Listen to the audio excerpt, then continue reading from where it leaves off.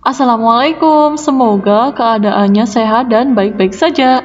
Jangan lupa niatkan semua untuk raih pahala dan ridho Allah Ta'ala. Di pertemuan sebelumnya, kita sudah membahas desa, berarti waktunya membahas antonimnya, kota.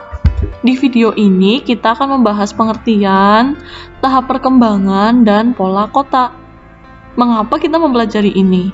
Karena mempunyai manfaat di kehidupan sehari-hari seperti mengetahui perkembangannya, jadi kita bisa menentukan arah hidup kita seperti apa ke depannya. Kita langsung ke pengertiannya ya.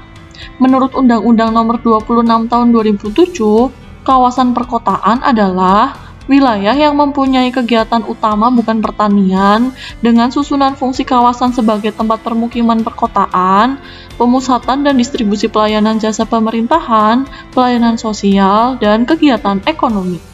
Lanjut ke tahap perkembangan kota yang dibagi menjadi 6 fase. Pertama adalah tahap eopolis, merupakan wilayah desa yang sudah mulai memiliki ciri-ciri kota yang ditandai dengan kehidupan masyarakatnya yang mengarah pada kehidupan masyarakat kota. Contohnya di Lembang yang ada di Jawa Barat. Tahap yang kedua adalah tahap polis, merupakan wilayah kota yang masih memiliki ciri-ciri agraris, baik itu pertanian, perkebunan, maupun perikanan. Contohnya Kota Malang di Jawa Timur dan Cilacap di Jawa Tengah. Yang ketiga adalah tahap metropolis, merupakan wilayah kota yang sebagian besar penduduknya bermata pencaharian di bidang industri. Contohnya di kota Tokyo yang ada di Jepang, New York City di Amerika Serikat, Kairo di Mesir, dan Jakarta di Indonesia. Yang keempat adalah tahap megapolis, merupakan wilayah kota yang tersusun dari beberapa kota metropolis dan membentuk wilayah perkotaan yang saling berkaitan.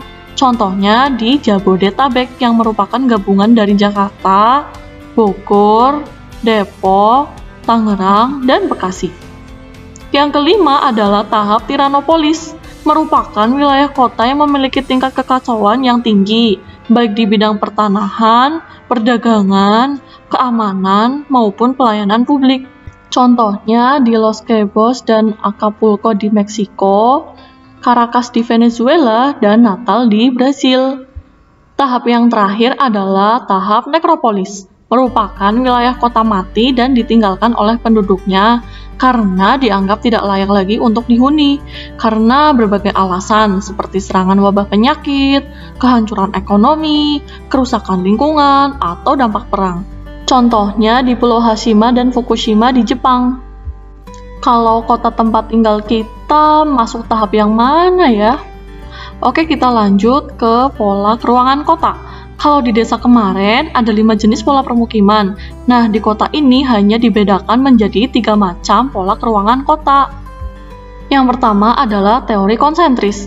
Teori konsentris mengemukakan bahwa pola penggunaan lahan perkotaan berkembang secara konsentris atau melingkar karena perkembangan atau pemekaran dimulai dari pusatnya. Kemudian, seiring pertambahan penduduk, kota meluas ke daerah pinggiran atau menjauhi pusat. Yang kedua adalah teori sektoral. Teori sektoral mengemukakan bahwa pengelompokan penggunaan lahan kota menjulur seperti irisan kue tar, bukan konsentris atau melingkar. Yang terakhir adalah teori inti ganda. Teori inti ganda mengemukakan bahwa persebaran penggunaan lahan ditentukan oleh faktor-faktor yang unik, seperti situs kota dan sejarahnya yang khas, sehingga tidak ada urutan-urutan yang teratur dari zona-zona kota seperti yang terjadi pada teori konsentris dan sektoral. Setelah mempelajari materi desa dan kota, di masa depan kalian nanti kira-kira mau memilih tinggal di mana ya?